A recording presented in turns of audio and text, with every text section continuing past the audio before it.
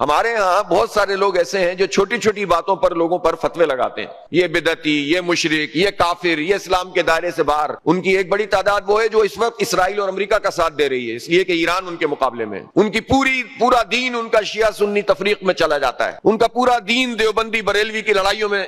مکمل ہو جاتا ہے۔ اسلام کے دائرے میں لانے سے زیادہ اسلام کے دائرے سے نکالنے میں ان کا انٹرسٹ زیادہ ہوتا ہے، اس لیے کہ دکان چل رہی ہوتی ہے۔ اس وقت بھی ان لوگوں کی ایک معتدبہ تعداد ایسی ہے کہ جو یہ تو نہیں کہہ سکتے کہ امریکہ اور اسرائیل صحیح ہے، لیکن ایران کی فلاں چیز غلط اور فلاں چیز غلط، اور اس کا مطلب ہے آپ کہنا چاہ رہے ہیں نا کہ اس پر حملہ صحیح ہو رہا ہے۔ تو جو اس وقت اس موقع کے اوپر جب اتحاد کی ضرورت ہے، اتفاق کی ضرورت ہے، اور اس طاغوت کے مقابلے میں جو کھڑا ہوا ہے اس کی سپورٹ کی ضرورت ہے، جو اس وقت انتشار پیدا کرے گا، جو اس وقت شیعہ سنی تفریق پیدا کرے گا، وہ کس کا ایجنٹ ہوگا؟ سامراج کا ایجنٹ ہوگا، وہ امریکہ اور اسرائیل کا ایجنٹ ہوگا۔